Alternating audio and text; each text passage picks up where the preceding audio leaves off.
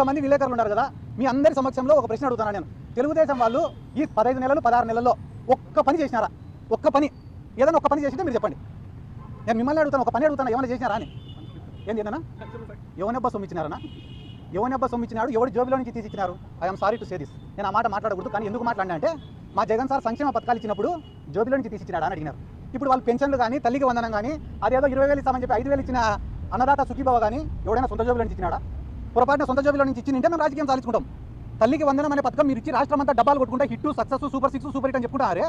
అసలు తల్లికి వందనం అనే ఆలోచన, అమ్మఒడి అనే ఆలోచన చేసిన మా జగన్ సార్ గురించి మేమెంత గట్టిగా చెప్పుకోవాలా?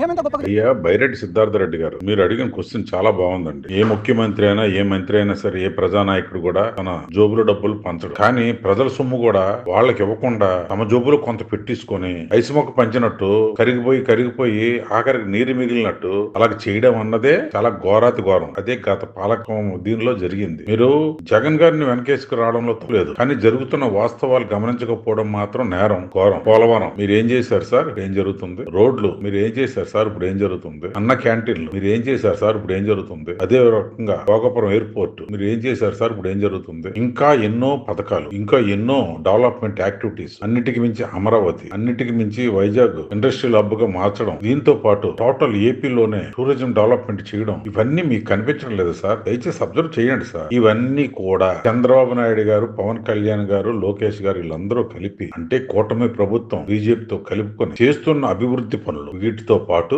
మీ జగనన్న గారి అన్ని పథకాలు కూడా ఇస్తూ, అంటే కేవలం సంక్షేమం ఒక్కటే కాదు, అభివృద్ధి కూడా చేస్తూ, మీ టైంలో రోడ్లు ఎంత అద్దానంగా ఉండేవి సార్. ఇంకో మరో మాట, ల్యాండ్, శాండ్, వైన్, మైన్, ఇవన్నీ స్కామ్లు ఎంత ఘోరంగా జరిగాయి సార్. ఎక్కడైనా సరే వైన్ కి ఒక ఫోన్ పే చూపించగలరా సార్? అన్ని కూడా క్యాష్ లే కదా తీసుకున్నారు సార్. ఒకనొక సందర్భంలో ఇండియాలోని క్యాష్ లెస్ ప్రోగ్రామ్ నడుస్తుంటే ఒక పక్క క్యాషే కావాలని తీసుకున్నారు. ఎందుకు సార్ తీసుకున్నారు? మీరు ఆలోచించండి సార్. మీరు విద్యలో చదువుకున్న వ్యక్తే కదా మీరు. మనం గుడ్డుగా ఏ నాయకుడిని ఫాలో అవ్వకూడదు సార్. చంద్రబాబు గారు తప్పు చేసినా, మీ నాయకుడు తప్పు చేసినా, పవన్ కళ్యాణ్ గారు తప్పు, ఎవరు తప్పు చేసి నిలదీయాలి. ఇంకా మరి ముఖ్యంగా చెప్పాలంటే ఎవరి జోబులో నుంచి ఇవ్వలేదు అంటున్నారు కదా. ఎన్నో కార్యక్రమాలకి పవన్ కళ్యాణ్ గారు తన సొంత జోబులో డబ్బులు ఇచ్చారు. ఆయన ఈ కూటమికి ముఖ్యమైన వ్యక్తి అన్న సంగతి మీకు చెప్పనవసరం అవసరం లేదు. క్వశ్చన్ మనం చేసేటప్పుడు ముందు మనల్ని మనం క్వశ్చన్ చేసుకోవాలి సార్, ప్రశ్నించుకోవాలి. ఎదుర్కొంటోని అడగడానికి ప్రశ్నలు ఉండవు, మనల్ని కూడా మనం ప్రశ్నించుకుంటే మనలోని విజ్ఞత బయటపడుతుంది. నాకు తెలిసి మీరు చాలా మంచి వ్యక్తి అని నేను విన్నాను, కానీ మీరు కూడా అడ్డగోలుగా విమర్శించడం తగదు సార్. జగన్ అన్న గారి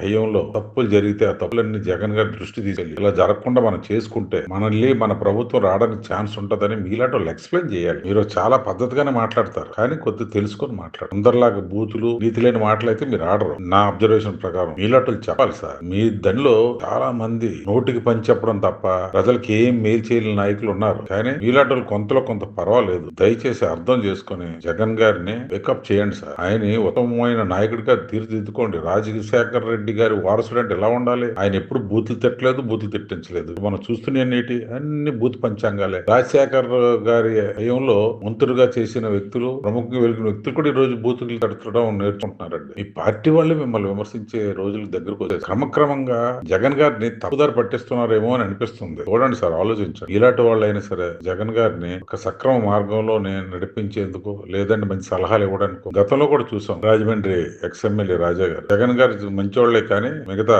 అధికారులు, నాయకులు ఆయన తప్పు పట్టించారు అని విమర్శించడం. ఎంతో కాలం కలిసి నడిచిన సాయిరెడ్డి గారిని చూసాం. అలాగే చాలా మంది సార్ అలా ఇద్దరు, అంటే పదవి లేకపోయినంత మాత్రం మారిపోయే వ్యక్తులు కాదు వీళ్ళందరూ. వీళ్ళు కూడా ఎక్కడో మనస్తాపం కలిగింది, ఎక్కడో పాశ్చాత్తాపం కలిగింది. అందుకే వాళ్ళ నోట్ల నుంచి వేరే నాయకుల్ని పొగడడం మీరు చూస్తున్నారు. అందుకే ఇప్పటికైనా మేల్కోండి. వేరే వాళ్ళు పొగడాల్సిన అవసరం లేదు, కానీ మీ నాయకుడు మాత్రం సక్రమ మార్గంలో నడిచేందుకు సలహాలు ఇవ్వండి. అది కూడా మీ మాట ఆయన పట్టించుకుంటాడని మీకు నమ్మకం కలిగితే. మా విశ్లేషణ నచ్చినట్లయితే లైక్ చేయండి, షేర్ చేయండి, సబ్స్క్రైబ్ చేయండి. My media me Janardhan.